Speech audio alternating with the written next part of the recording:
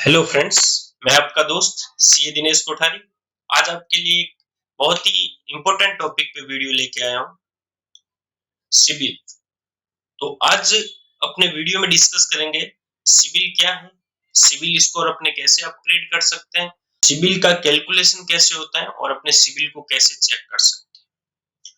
तो जनरली आज जब भी हम किसी बैंकिंग पर्सन से मिलते हैं या लोन की एप्लीकेशन देते हैं, तो बैंकिंग पर्सन या फिर अपना बातचीत जो होता है तब बात निकल के आती है कि सर आपका जो रेट ऑफ इंटरेस्ट रहेगा वो आपके सिबिल के हिसाब से डिसाइड होगा। यदि आपका सिबिल का स्कोर अच्छा रहा तो रेट ऑफ इंटरेस्ट कम रहेगा, यदि सिबिल डाउन रहा तो आपका रेट ऑफ इंटरेस्ट ज्यादा रहेगा। तो ये बहुत जरूरी हो गया है जानना कि सिबिल कैसे अपने को नंबर अलॉट करता है, कैसे उसकी हिस्ट्री मेंटेन होती है। तो मैंने सोचा एक सिंपल सा वीडियो बना दूं जनरल लैंग्वेज में, एकदम लूसिड लैंग्वेज में, तो हर कोई कॉमन मैन भी उसको समझ सके। तो अपने वीडियो को स्टार्ट करते हैं और सबसे पहले तो यही जानने की कोशिश करते हैं कि सिबिल है क्या। सिबिल सिबिल एक न्यूमेरिकल एक्सप्रेशन है जो अपने को अपनी क्रेडिट वर्थीनेस दिखाता है। जैसे हम कोई एग्जाम में एग्जाम दे के आते हैं, उसके बाद अपने को नंबर अलॉट होते हैं। 100 मार्क्स का एग्जाम है तो किसी को 50 मिलते हैं, किसी को 70 मिलते हैं, किसी को 30 मिलते हैं।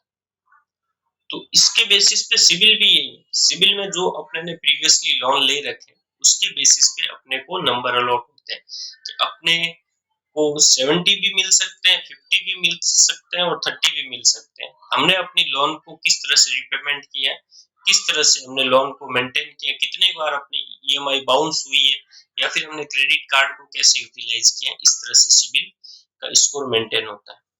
तो सेकंड क्वेश्चन ये आता है कि सर सिबिल कैलकुलेट कैसे होता है। सिंपल लैंग्वेज में समझे कि सिबिल कैलकुलेट कैसे होता है तो उसको चार कैटेगरी में बांट देते हैं।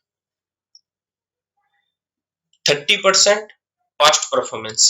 पास्ट परफॉर्मेंस मीन्स आपने जो लोन्स और ले रखे हैं, loans, credit card, any type of loan, है पर्सनल, बिजनेस, अनसिक्योर्ड, कोई भी लोन ले रखे हैं तो उसका आपका पास्ट परफॉर्मेंस कैसा है, आपने उनका रीपेमेंट कैसे किया, आपकी ईएमआई कितनी बार बाउंस हुई, क्या हुआ, तो उसके बेसिस पे आपको 30 नंबर का अलॉट होंगे। Second, credit type and duration. आपने किस किस टाइप की लोन ले रखी है, बिजनेस लोन ले रखी है, पर्सनल लोन ले रखी है, क्रेडिट कार्ड ले रखा है, किस किस टाइप की लोन ले रखी है और उनका ड्यूरेशन क्या है। जितना ज्यादा ड्यूरेशन होगा और आप रेगुलर उसका ईएमआई पेमेंट करते रहोगे तो आपका क्रेडिट स्कोर बढ़ेगा।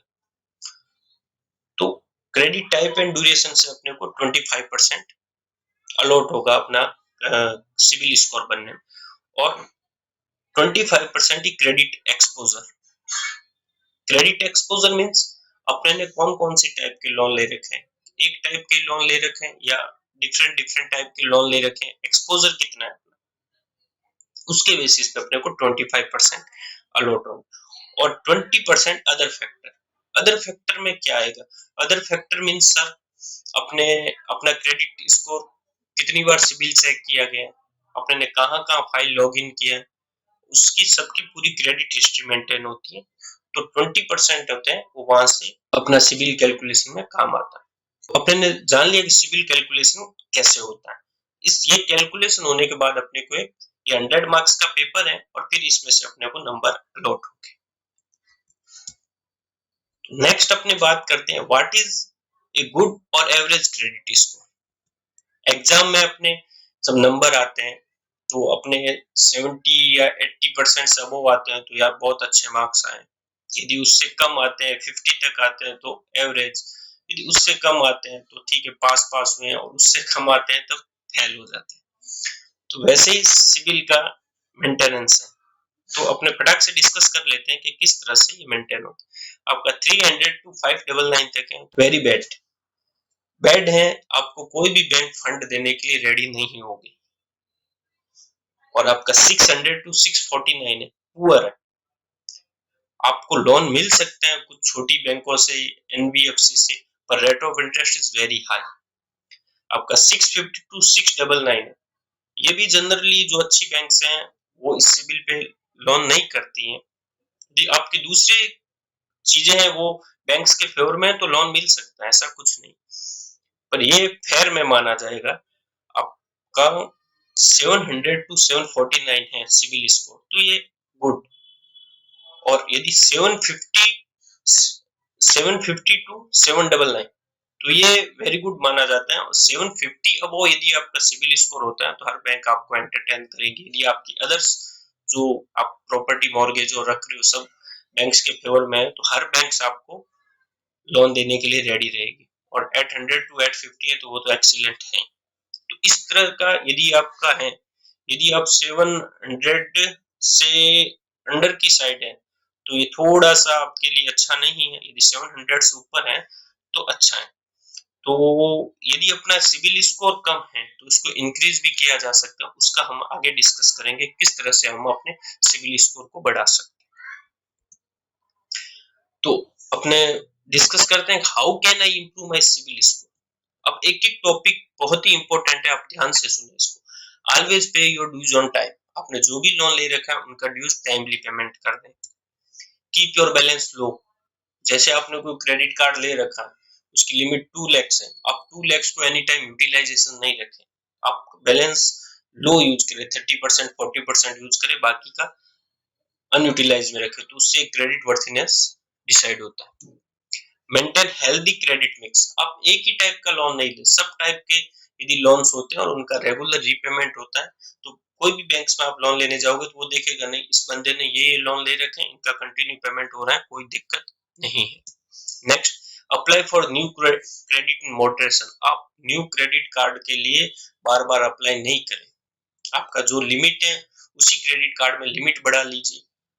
और बार बार आप क्रेडिट कार्ड के लिए अप्लाई करोगे तो उससे आपका सिविल स्कोर डाउन होगा। Monitor your cosigned guaranteed and joint accounts monthly. Generally आप अपने अकाउंट का तो ध्यान रखेंगे, कोई ईएमआई बाउंस नहीं होने देंगे, कुछ भी नहीं करेंगे, लेकिन जहां पे हमने गारंटी दे रखी या फिर हम जॉइंट अकाउंट होल्डर है, ईएमआई अपने अकाउंट से नहीं, जो अपना जॉइंट अकाउंट होल्डर है उनके अकाउंट से डिडक्ट होती है, तो वो आपको मंथली उसको रिव्यू करना पड़ेगा। यदि वो डिफॉल्ट करेगा तो आपके सिविल स्कोर पे भी इम्पैक्ट पड़ेगा।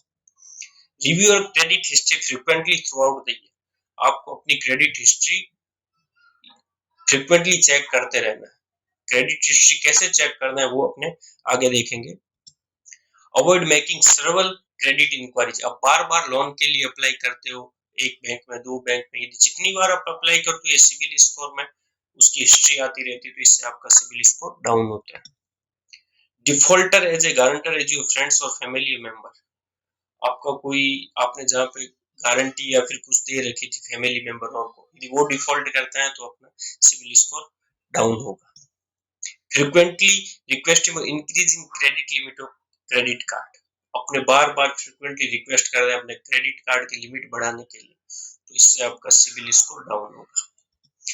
तो ये चीजें आप इग्नोर करें तो अच्छा है। मैंने आपको प्रॉमिस किया था कि सिविल स्कोर अपने कैसे चेक करेंगे विदाउट पेमेंट ऑफ फीस, तो वो आप सुनिए। आप विदाउट पेमेंट ऑफ फीस से बहुत सारी साइट्स हैं जो आपको सिविल स्कोर बताती हैं, ये आपका सिविल, पर वो सिविल स्कोर आपका एक्यूरेट नहीं होता है, अप्रोक्सीमेट सिविल स्कोर होता है। आपको एक्चुअल आपका सिविल स्कोर देखना है तो आपको जो रिक्वायरिंग फीस है, जो मिनिमम फीस है, वो आप सिविल की साइट पे जाके देखोगे। आप मंथली, क्वार्टरली या हाफ ईयरली, ईयरली सब्सक्रिप्शन ले सकते हो, उस हिसाब से आप अपना सिविल स्कोर चेक कर सकते हो। बाकी जो पैसाबाजार.com है वहां पे आप जाके फ्री में भी सिविल चेक कर सकते हो, लेकिन वो एक्चुअल सिविल स्कोर नहीं। तो दोस्तों, मैंने आपके साथ सिविल से रिलेटेड, सिविल क्या है, कैसे इंप्रूव कर सकते हैं, कैसे मेंटेन होता है, वो सब डिस्कस किए। इससे रिलेटेड आपको कोई भी क्वेरी हो तो आप कमेंट बॉक्स में लिखिए, मैं आपको उसका रिप्लाई दूंगा। यदि फर्स्ट टाइम व्यूअर्स हो आप मेरे यूट्यूब चैनल पे तो प्लीज मेरे चैनल को सब्सक्राइब कीजिए। यदि आपको वीडियो अच्छा लगा हो तो इसको लाइक कीजिए और शेयर कीजिए। Thank you so much.